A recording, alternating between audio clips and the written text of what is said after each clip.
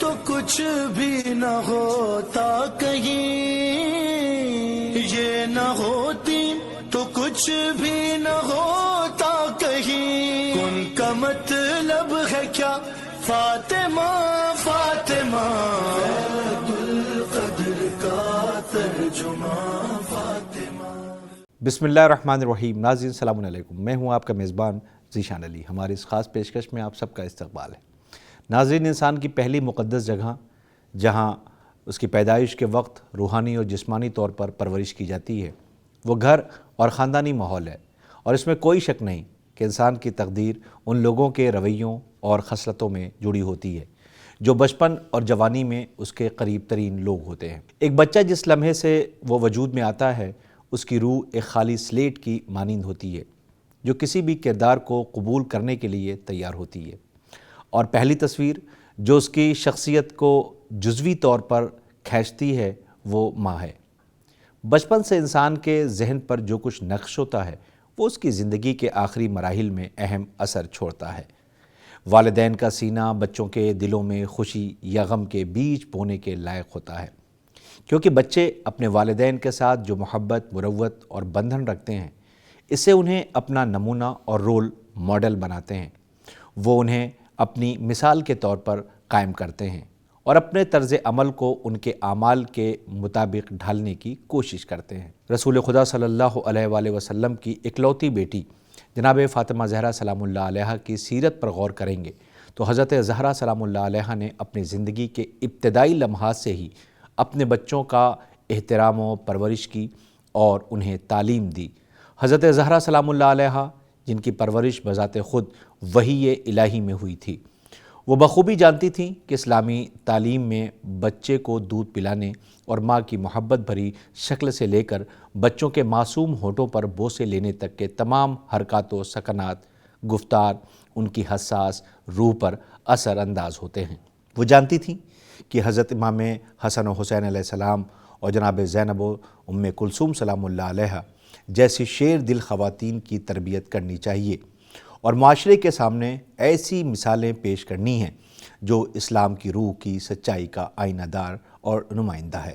قرآن مجید کی سچائیاں اور تعلیمات ان کے وجود میں عیاں ہو، اور انسان جو اس معجزاتی مکتب سے نکلتے ہیں وہ حضرت زہرا سلام اللہ علیہا کے وجود کی عظیم روح اور ناقابل بیان قوت کو خوب دکھا سکتے ہیں۔ ایک پاکیزہ اور بے عیب روح کی موجودگی جس نے ایک پاکیزہ نسل کو تاریخ کا تحفہ دیا، اور در حقیقت اس زمانے کی ماں نے نہ کبھی دیکھا ہے اور نہ ہی کبھی دیکھے گی۔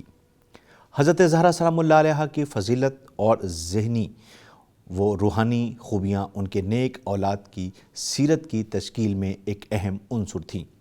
سید الشہداء امام حسین علیہ السلام کی زیارت میں اس کا ذکر بھی ہے۔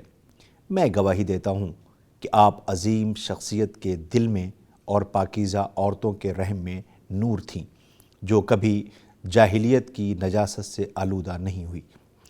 امام حسین علیہ السلام جیسی عظیم ہستی کا ظہور بھی زہرا مرضیہ کی پاکیزہ دامن اور خدائی فطرت سے ممکن ہوا ہے۔ بچے کے لیے نام رکھنا بہت ضروری ہے، کیونکہ سب سے پہلی چیز جو بچے کے نرم اور حساس فہم میں داخل ہوتی ہے وہ اس کا نام اور شہرت ہے، اور یہ نام کتنا معنی خیز ہے اس کی روح پر اس کا زبردست اثر بھی ہوتا ہے۔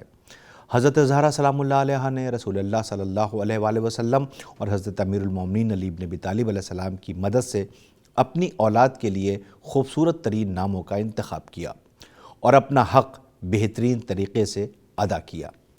اپنے بچوں کی بہترین پرورش کے لیے بنیاد فراہم کیے۔ بنت رسول حضرت زہرا سلام اللہ علیہا نے بچپن ہی سے اپنے بچوں کو عبادت و بندگی کا جذبہ سکھایا۔ بچوں کو چومنا اور پیار کرنا ہر بچے کی سب سے اہم ضرورت خاندان، رشتہ داروں اور والدین سے پاکیزہ جذبات اور پیار کا ہونا ہے۔ جب بچہ گھر والوں کی محبت سے لبریز ہو جاتا ہے اور اس کی پیار اور جذباتی توجہ کی پیاس بجھ جاتی ہے تو وہ ایک پرسکون، صحت مند اور خوش دماغ معاشرے میں داخل ہوتا ہے تاکہ ہر کوئی اس کے وجود کی نعمتوں سے مستفید ہو۔ بچے کی جذباتی شخصیت کی نشو و نما کا ایک طریقہ پیار کا اظہار کرنا ہے، جس میں بوسہ لینا بھی شامل ہے۔ ایسے ہی ایک مکتب میں پرورش پانے والی حضرت زہرا سلام اللہ علیہا نے اپنے بچوں کو بار بار بوسہ دے کر ان کے جذباتی کردار کی پرورش کی۔ آپ نے اپنے بچوں کے اندر قربانی کا جذبہ پیدا کیا۔ جناب فاطمہ زہرا سلام اللہ علیہا نے اپنے بچوں کی پرورش اسی جذبے سے کی، جہاں ایک دن کی بھوک کے بعد افطاری کے وقت دروازے پر دستک دی جاتی ہے اور بھوکا شخص کھانا مانگتا ہے۔ اس کے بعد حضرت امیر المومنین علی بن ابی طالب علیہ السلام اور جناب فاطمہ زہرا سلام اللہ علیہا نے اپنے سامنے کا کھانا پیش کیا، جو کہ ایک روٹی تھی، اور یہ عمل 3 راتوں تک دہرایا جاتا ہے، اور اس ایثار و قربانی کے جذبے کا نتیجہ ہے کہ بچے انسانیت کی ترقی اور ارتقاء کے لیے اپنا پورا وجود قربان کر دیتے ہیں۔ کھیل ایک ایسا طریقہ ہے جو بچی کی روح پر مثبت اور طرح طرح کے اثرات چھوڑتا ہے، اس کی تخلیقی صلاحیتوں کو نکھارتا ہے اور اس کے بچکانہ جذبات کو محبت سے بھر دیتا ہے۔ ماں کا اپنے بچوں کے ساتھ بچکانہ کھیل بچے کی جسمانی اور ذہنی نشو و نما کو تیز کرتا ہے اور ماں کے پاکیزہ جذبات کو اس تک پہنچاتا ہے۔ اس میں جاندار، خوش مزاجی، تخلیقی صلاحیت، پہل اور جدت خود اعتمادی پیدا کرتا ہے اور اس کے اندر موجود صلاحیتوں کے ظہور کے لیے میدان ہموار کرتا ہے۔ حضرت فاطمہ زہرا سلام اللہ علیہا بچپن ہی سے اپنے بچوں کے ساتھ کھیلتی تھیں، اور آپ نے اس بات کی طرف بھی توجہ دلائی کہ کھیل میں ماں کے الفاظ اور حرکات و سکنات بچے کے لیے نمونہ ہوتے ہیں، اس لیے مناسب الفاظ اور جملے استعمال کیے جائیں۔